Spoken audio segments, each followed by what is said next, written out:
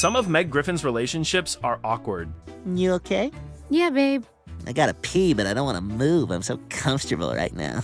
I can pause it. And today, we are looking at Meg Griffin's worst relationships ever. Let's start the show.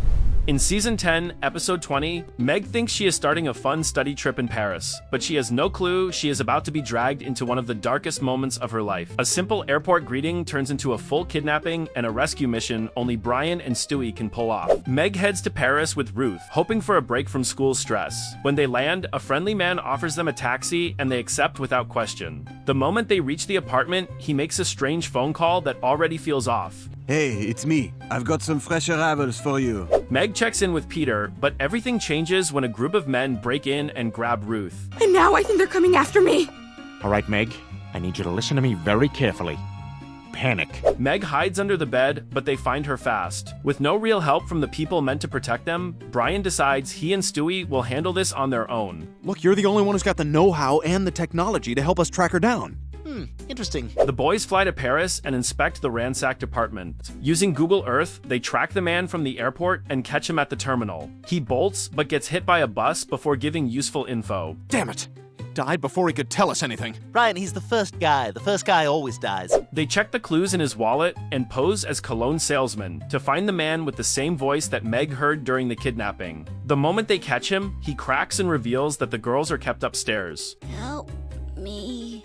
Oh, we're here to help somebody else, sweetheart. Go, go, go. Don't look at her. Don't look at her. That was my mistake. They find one girl, but not Meg. She was taken to a weekly auction where the kidnappers sell the girls. Brian and Stewie sneak in wearing disguises, trying to blend in as buyers, while Stewie gets pulled on stage as one of the girls. He still finds time to dance before being exposed. That was so fun. How will you be paying? Oh, I don't have any money. Chaos breaks out as Meg is brought on stage. Brian and Stewie escape and chase the car, carrying her away, which leads them onto a yacht. Meg meets a man who claims he bought her so she can marry his son, a prince, who is oddly calm and dramatic.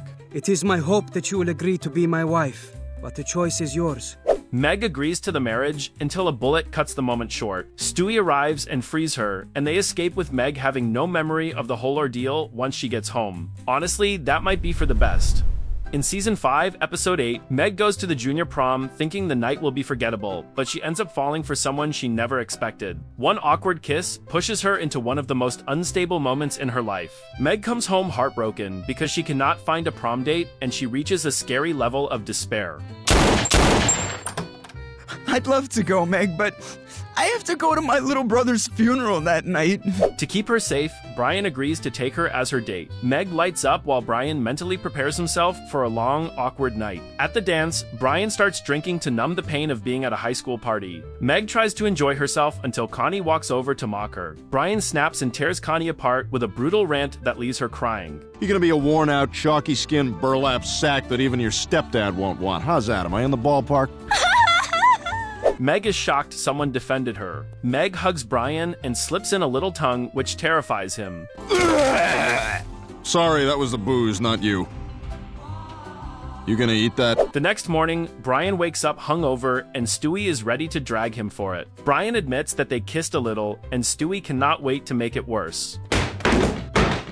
Well, she seems to have taken a shine to you, Brian. Meg grows attached fast and starts calling Brian her boyfriend. Brian panics and tries every excuse to get distance, even claiming he might be gay, but Meg does not back off. She drags him to the mall to meet her friends, who all find Brian charming. Ooh, he's older. He's cute. Do you have a brother? Makeup and stickers and ponies and MySpace.com. When Meg introduces him as her boyfriend, Brian finally sits her down and tells her the kiss meant nothing. Meg acts calm, but her thoughts hint she is far from done. Soon she shows up with a homemade pie that includes her own hair. Brian freaks out and asks Lois for help. Lois sends him upstairs to talk to Meg, but when he walks into her room, he finds a creepy shrine dedicated to him. Photos, candles, and a whole mood Brian never asked for. Meg, we're not boyfriend and girlfriend. We're not boyfriend and girlfriend! Before Brian can escape, Meg knocks him out and drags him to a hotel where she plans a romantic night. Brian begs to leave, but Meg refuses. Just before things get worse, Peter and the new officers burst in and rescue him. Meg, you need to let Brian go. But Mom, I love him! Honey, you're just confused. Meg still wants Brian, but Quagmire steps in with rare, honest advice. He tells her she has time to find love and does not need to force something that is not meant to be.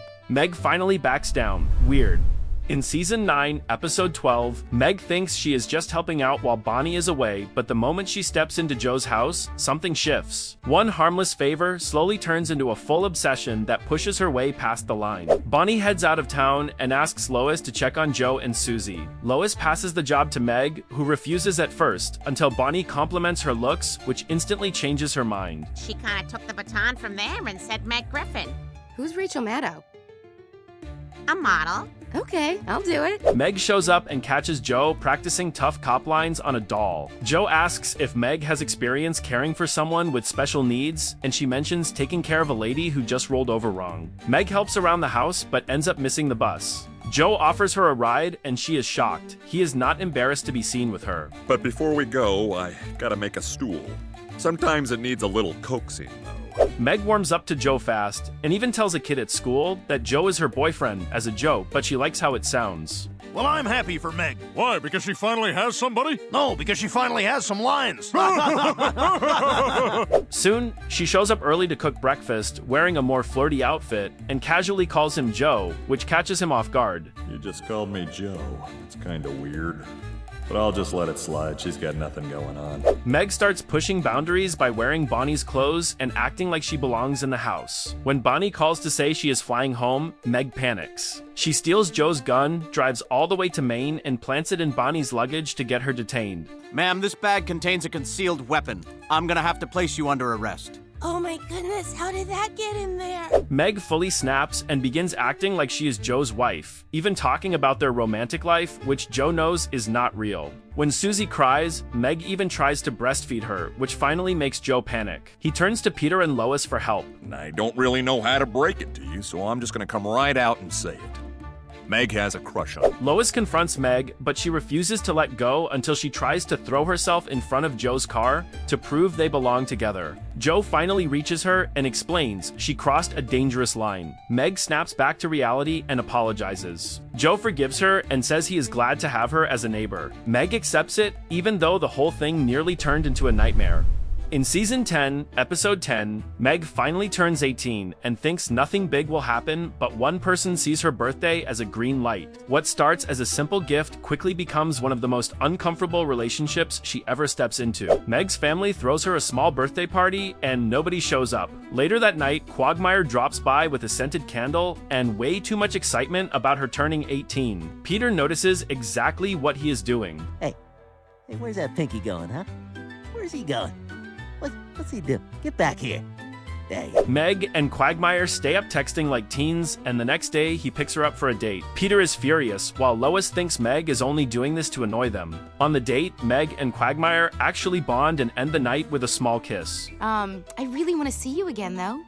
You know it. When Quagmire gets home, Peter is waiting in the dark, demanding to know if anything happened. Quagmire denies it and suggests Peter convince Meg to make things easier, which only makes Peter angrier. He forbids Quagmire from seeing her. Clear way. Wait a second!